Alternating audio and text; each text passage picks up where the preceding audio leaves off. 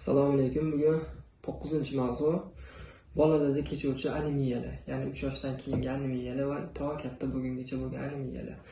Bu ya'ni kamqonlik.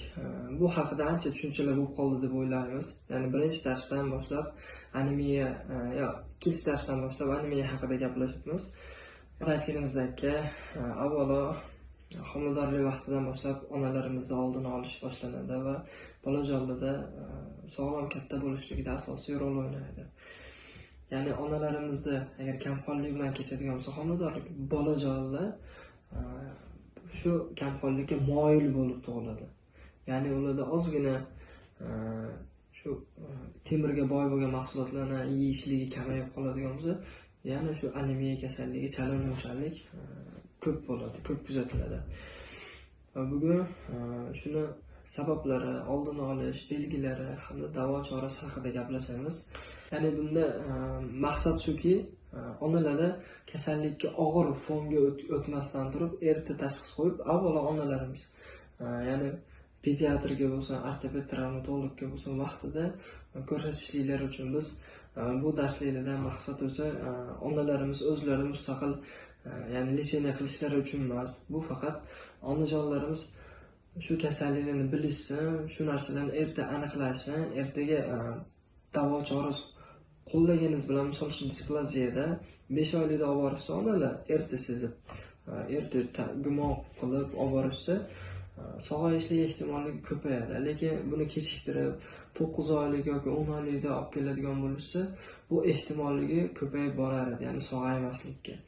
Shuning uchun biz bu kurs o'tishdan maqsad, buni kursni tashkillashlikdan maqsad onalarimiz kasallik haqida bilishsin, ya'ni bolalarda qanaqangi kasalliklar kechishligi mumkin shu oralig'ida.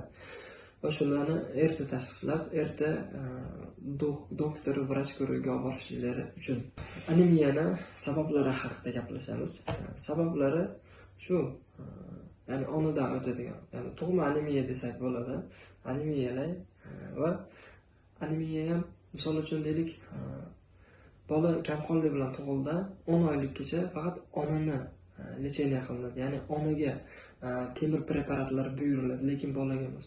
Bola jonlarga bo'lsa 1,5 yoshdan keyin yoki 1 yoshdan keyin buyursak bo'ladi. Va 3 yoshdan keyin o'zi faqat bola jonlarning o'ziga bu narsalar buyuriladi va xotirjam bo'lib qolmasligi kerak. 1 yilda hech bo'lmaganda 2 oy, ya'ni ayni shu kamqonlikka moyilligi bor bolajonlarga 1 yilda kamida 2 oy temir preparati berib turishlik kerak. Qolgan vaqtda bo'lsa profilaktika uchun temir preparati yoki temir so'rilishini yaxshilab beradigan vitamin B12 ga boy bo'lgan mahsulotlarni profilaktika tarzida berib borsak bo'ladi. Misol uchun bolajonlarga shirinlik olib bergandan ko'ra, har xil mana kiri echkilarni olib bergandan ko'ra ularni aldab bananga yoki mandarin olib bersak ham, banan tarkibida vitamin B12 ko'p, foliyaviy kislota ko'p. Nimada bo'lsa, apelsin, mandarinlarda u askorbinka kislotasi ko'p hamda vitamin B12 ko'p. Ya'ni bular temir so'rilishini yaxshilab beradi, qon hosil bo'lishini yaxshilab beradi. Shularga o'rgatgan ma'qul deb o'ylayman, ya'ni shirinliklardan ko'ra. Yana sabablardan biri shuki, yuqorida aytganimizdagi gelmintlar.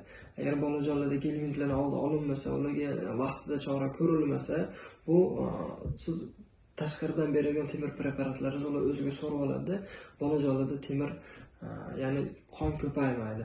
Shuni hisobiga ham kelib chiqishligi mumkin.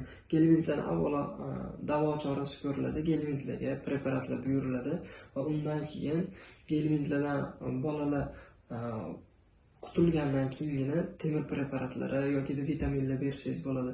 Lekin agar bolajonlarda gelmintga shubha bo'ladigan bo'lsa, gelmintlarning belgilari bo'ladigan bo'lsa, ya'ni parazitlar gelmintlar borligiga belgi bo'ladigan bo'lsa, ularga temir yoki vitaminli preparatlar buyurilmaydi.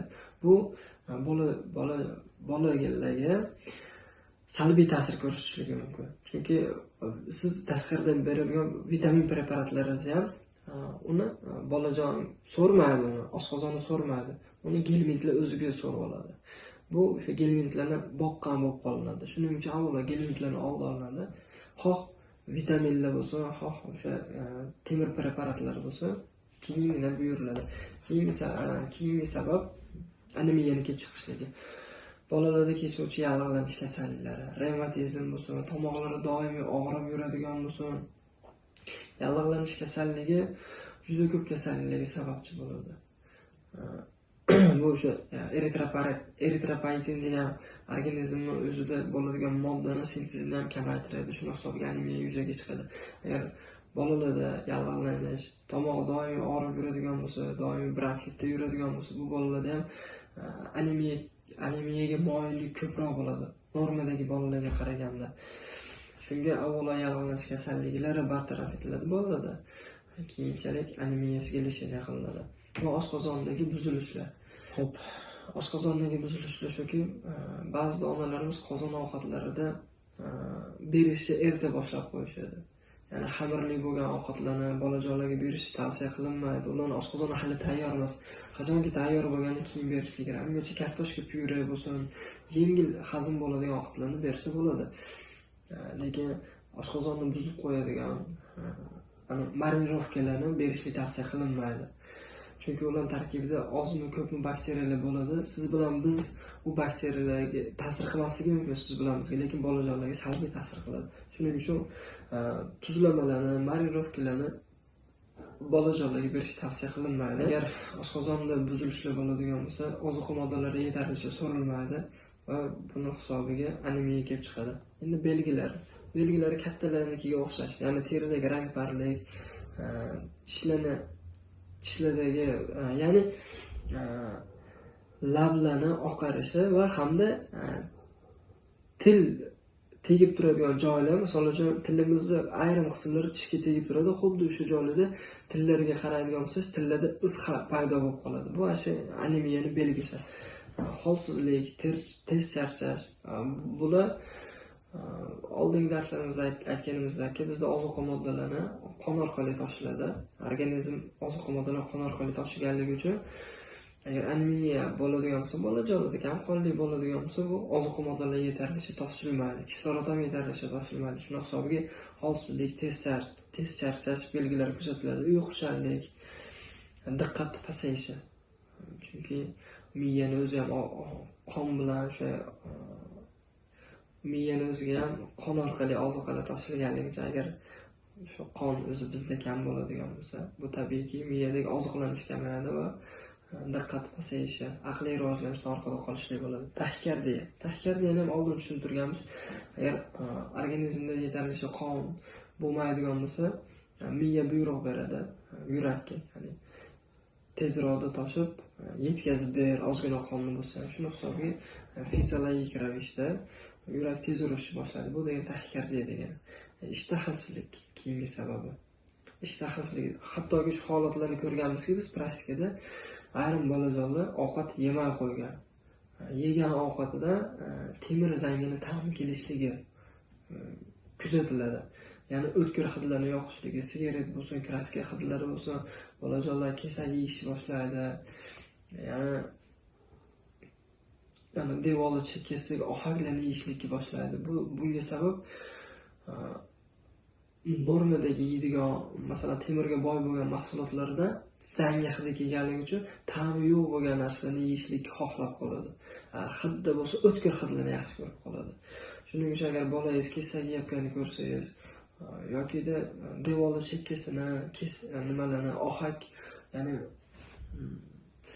ohakka o'xshash mana albasterlarni yeyotganini ko'rsangiz, bu tashxis qo'ysangiz bo'ladi, o'zingizdan kamqonlik. Bunda o'sha diagnostika maqsadida qon analiz qilinadi. Agar qon analizida haqiqatda kamqonlik chiqadigan bo'lsa, buni o'z-o'z emas, pediatr ko'rigiga olib borib, pediatr nazначениesiga muvofiq lecheniya qilganingiz yaxshi. Yangi belgilari soch to'kilishi, tirnoqlardagi mo'rtlashishlar, bosh aylanishi hamda bosh og'rig'i.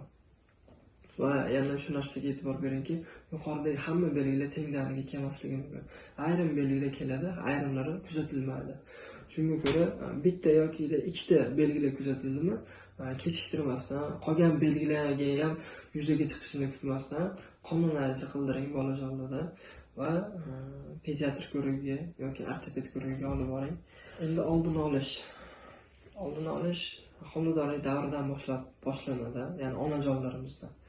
Va hamda emizikli vaqtdan boshlab oldini olib kelish kerak. Avvalo onajonlarga temirga boy bo'lgan mahsulotlar berib boriladi va 1,5 yosh, 2 yoshdan keyin bolajonlarni o'zi bilan shug'ullaniladi. Bolani ovqat ratsionida asosan o'sha temirga, vitamin B12 ga hamda vitamin C, askorbin kislotasiga boy bo'lgan mahsulotlarni berib borishni tavsiya qilinadi. Buni gruppadan yoki kanaldan topishingiz mumkin. Buni doimiy biz berib turamiz. Agar o'zingizda ham bir maxfiy retseptlar bo'lsa, qon ko'paytiruvchi, buni agar bizga o'zimizning lichkamizga tashlaydigan bo'lsangiz, kanalda joylab boramiz. Bu o'zingizga ham qolganlarga ham foydali bo'lishligi uchun. Nimaga endi 3 yoshdan keyin ham anemiya haqida bu ortopediya kursida kerak bo'ladi deydigan bo'lsangiz, bolani shu oldin ham aytdik, oldingi darslarda ham tushuntirdik. Bolaning sog'lom katta bo'lishligi asosiy omillardan biri bu yetarlicha qon bilan ta'minlanishligi. Ya'ni ozuqa moddalarining yetarlicha toshishligi. Aytganimizdek, kalsiy ham qon orqali toshiladi. Nimaga? Suyaklarga, bo'g'imlarga. Endi qon yetarli bo'lmasa organizmda kalsiy toshilishligi ham kamayadi. Buni hisobiga ortopedik kasalliklar yuzaga chiqadi. Ayni shu narsalarni oldini olish maqsadida shu bolajonlarni qonlarga e'tibor berib turasizlar hamda kalsiyni muntazam berib borish tavsiya qilinmaydi. Buni ham doimiy ovqat ratsionida o'sha profilaktik tarzda berib borishingiz bo'ladi. Ya'ni suyak sho'rvalar, xalades, xarsh, tvoroglar.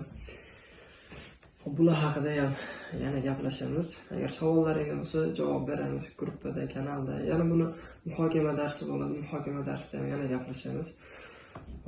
Yangiliklar bo'lsa, ma'lumotlar bo'lsa, kanalda berib boramiz. Bu kanal doimiyga sizlar uchun bo'ladi. O'zimiz uchun va sizlar uchun foydali deb bilgan ma'lumotlarimizni doimiy berib borishga harakat qilamiz. E'tiboringiz uchun rahmat, salomat.